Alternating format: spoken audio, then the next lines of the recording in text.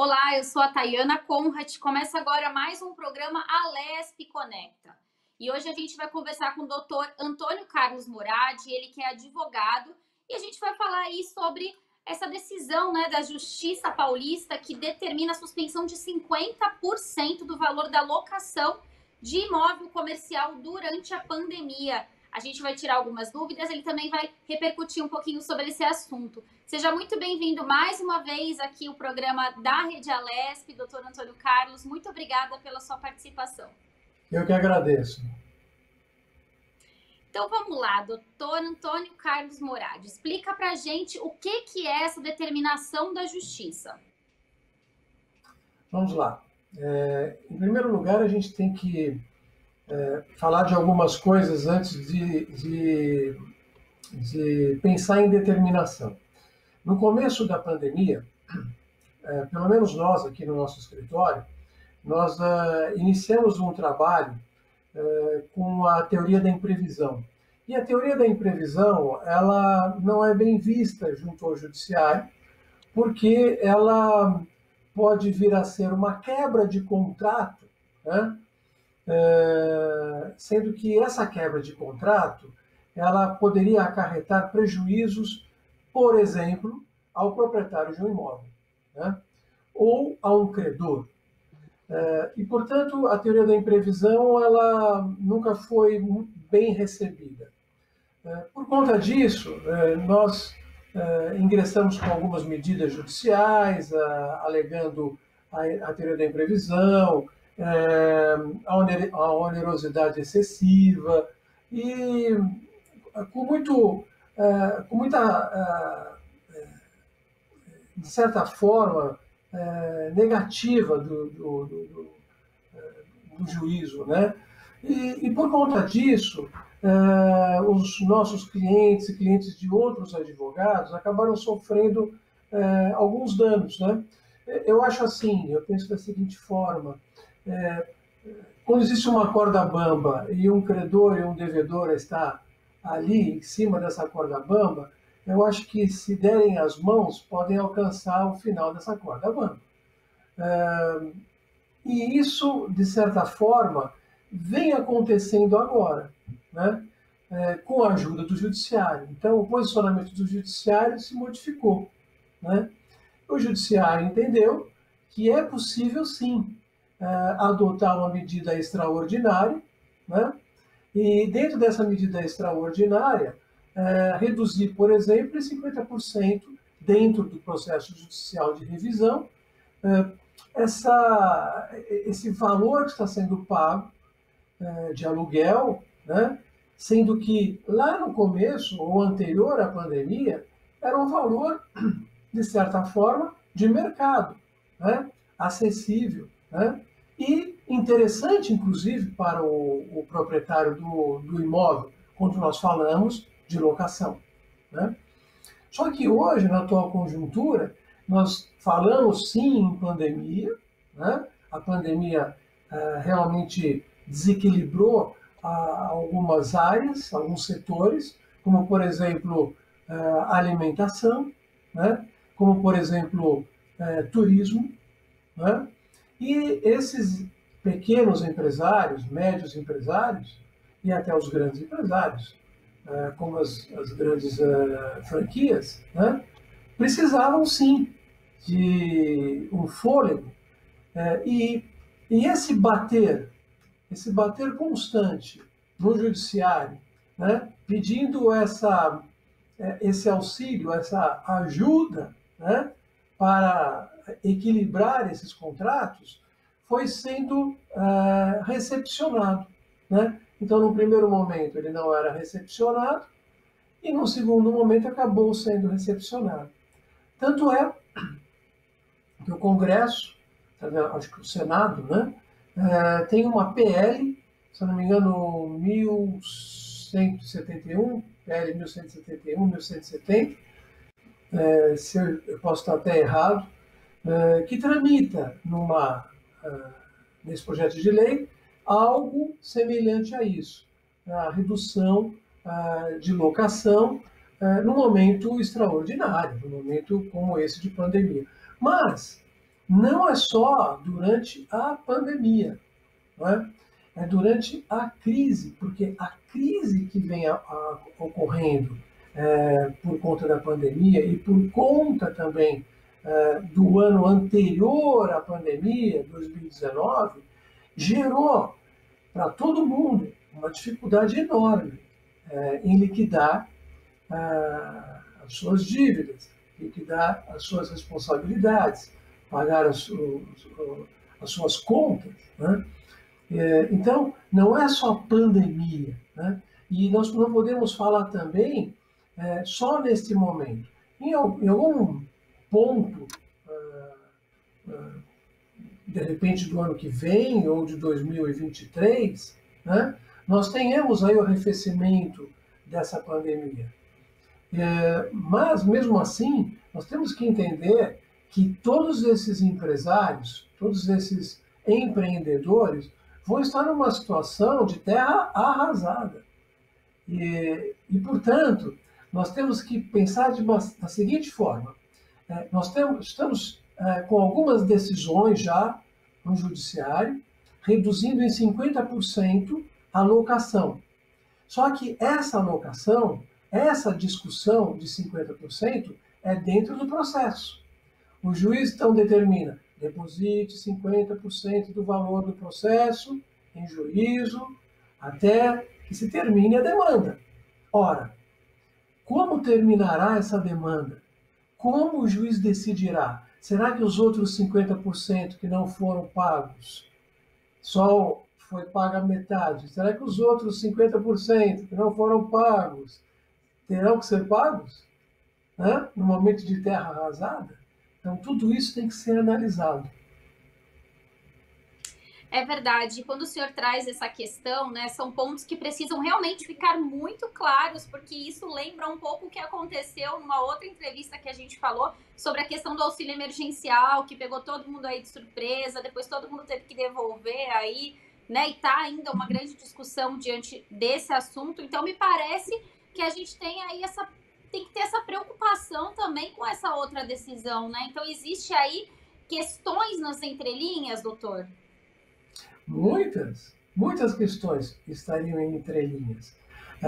Nesse caso, por exemplo, se não sair uma legislação, né, advinda lá do Congresso, né, que determine realmente que nesse momento de crise extraordinária, né, numa situação de que há sim a teoria da imprevisão, a gente pode aplicar essa teoria da imprevisão. Quem poderia prever uma situação como essa, né?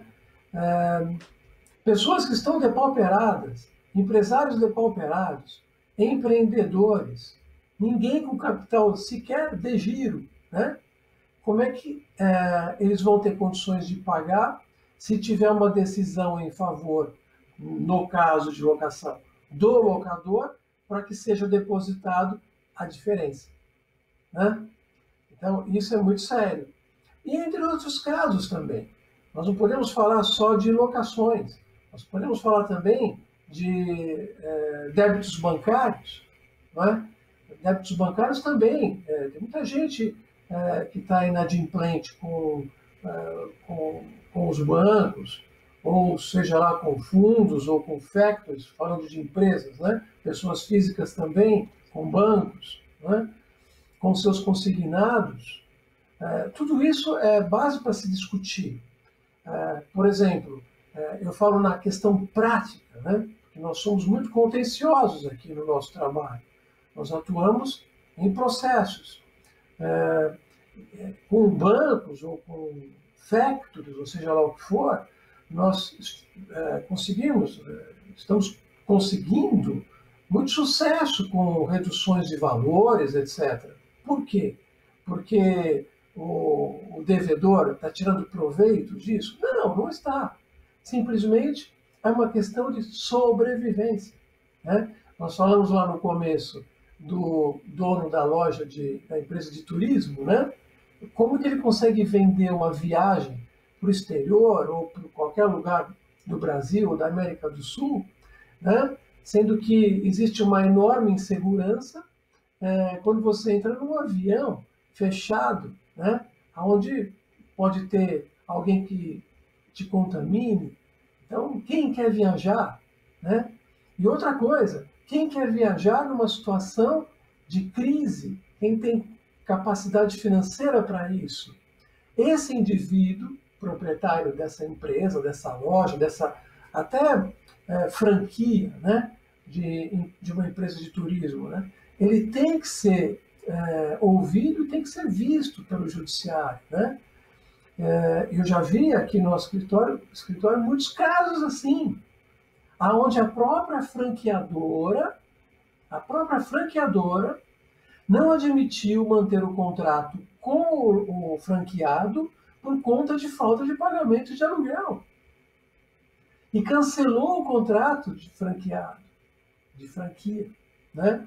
Então, existem muitas situações que estão acontecendo e as autoridades não estão vendo, né? O judiciário agora começou a analisar e ver isso. É verdade, doutor. E agora, né, quando a gente fala nessas decisões até o final da pandemia, o senhor já até colocou, né, é bem incerto, mas como, né, uma determinação pode falar até o final da pandemia se a gente não sabe exatamente quando essa pandemia vai terminar, a gente não sabe o que determina o fim da pandemia, então seria as vacinações? Como que a gente vai ter ideia, né? Ou até quem está assistindo esse programa e está querendo conhecer sobre isso e é empreendedor, vai ter essa ideia. Olha, eu comentei a questão de uns 30 ou 60 dias numa entrevista aqui na TV Alesp sobre um artigo do ano passado, se não me engano, que saiu no New York Times, Paul Krugman, né? Ele falando que, muito interessante esse artigo, ele falando que antes de 2027 nós teremos crise, nós teremos desemprego, nós teremos os resquícios de uma guerra, né, que nós estamos travando, que é a crise econômica, junto com a pandemia, né? Então, eu divido muito isso, eu separo muito isso, sabe? Eu acho que nós já de anos para cá, já tínhamos crise, né? Muita gente já estava passando muito aperto, né? E ainda por cima, com pandemia, as coisas ficaram muito loucas, né? Todo mundo está desesperado, essa é a verdade. E, portanto, nós não sabemos ao certo quando vai acabar a pandemia, mas ela vai acabar. Né? Vai acabar com a vacinação e com as modificações, né, das vacinas, com o aperfeiçoamento das vacinas. Né? Eu escutei de um farmacêutico, presidente de uma indústria de fármacos, que daqui 1 ano, 2 anos, nós teremos uma vacina contra a Covid contra cinco cepas, né? Como é hoje a vacina da gripe. A vacina da gripe hoje tem a tetravalente, então vai ter a pentavalente para a Covid. Portanto, esse aprimoramento vai existir. Vai chegar um momento que vai arrefecer essa pandemia, mas a crise não. Você vê nos jornais algumas notícias falando a respeito da melhora. Olha, as coisas estão melhorando, o PIB está positivo, mas não é para todos. Não é para todos. A grande massa de empresários vai continuar patinando depois que acabar essa crise pandêmica, esse olho de furacão. E vão precisar de ajuda, e de muita ajuda.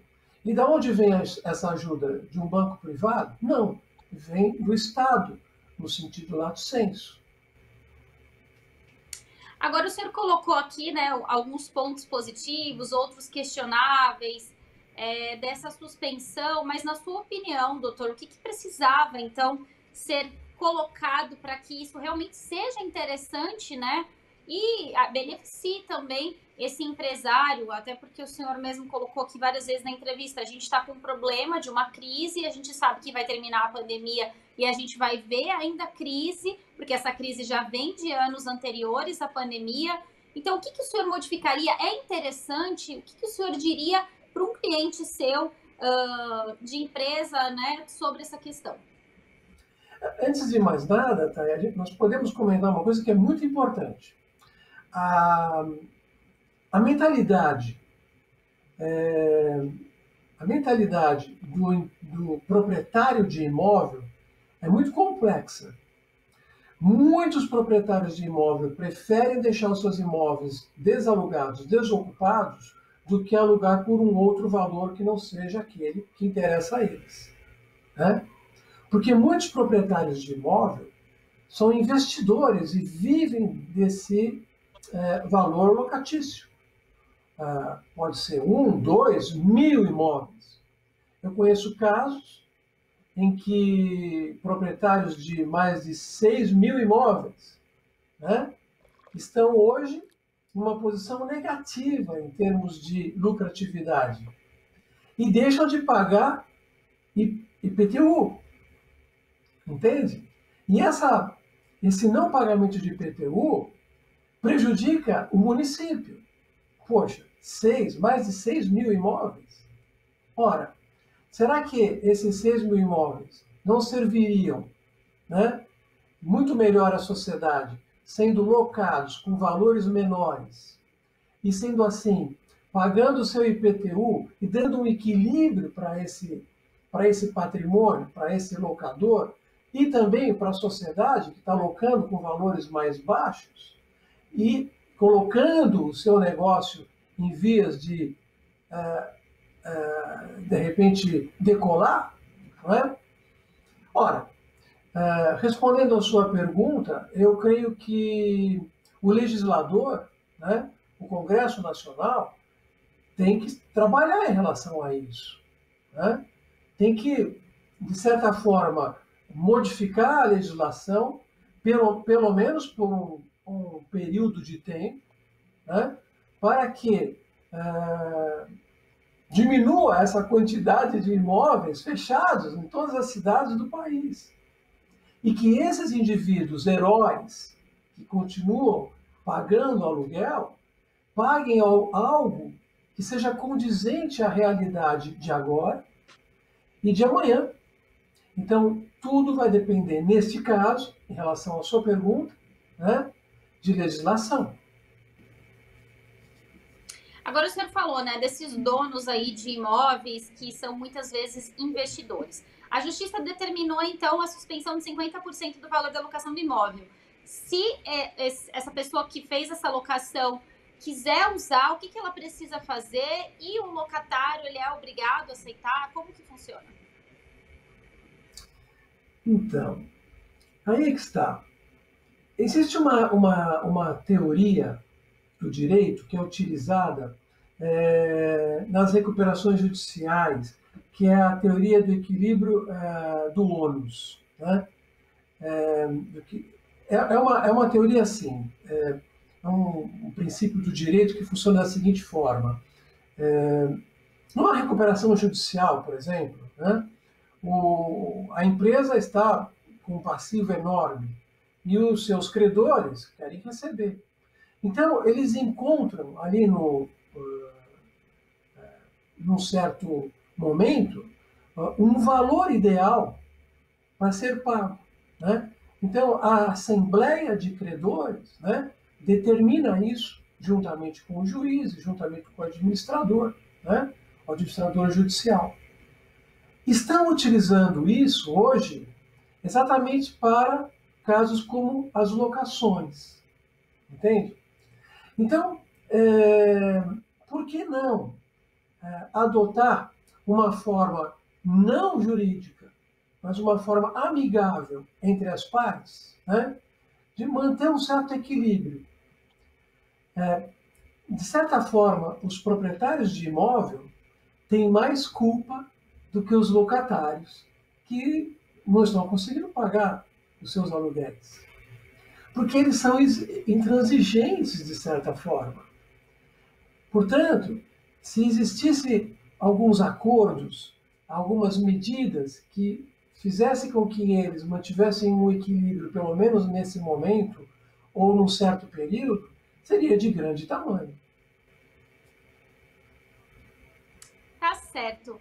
Doutor Antônio Carlos Moradi, a gente está chegando aqui aos minutos finais do nosso programa. Vou deixar aí os minutinhos finais para o senhor, caso a gente tenha esquecido aí de falar de alguma parte importante sobre essa questão, tá bom? Mas já queria aí estender o agradecimento e estender o convite aí para próximas oportunidades, como sempre o senhor vem atendendo a gente aí para tirar algumas dúvidas sobre essas decisões que vêm aparecendo e essas questões polêmicas também. Obrigada, viu, doutor?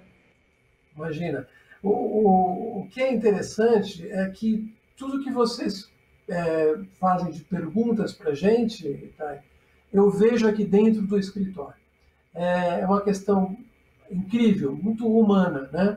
A sociedade está sentindo tudo isso, né? E muitas pessoas vêm até nós com problemas iguais a esse, né? E nós temos que dar solução. E essa solução é o equilíbrio. Ninguém quer tirar de ninguém a utilização de um imóvel de graça. Ninguém quer deixar de pagar a sua dívida, né? O brasileiro não é assim, né? Mas são momentos. E nesse caso, o momento é realmente extraordinário. E ele deve ser visto dessa forma. É verdade, doutor. Muito obrigada, então, mais uma vez pela sua presença e até a próxima. Obrigado. Esse foi mais um programa Alesp Conecta. Para você rever esse programa, acesse a nossa plataforma no YouTube da Rede Alesp. Muito obrigada e até um próximo programa. Tchau, tchau.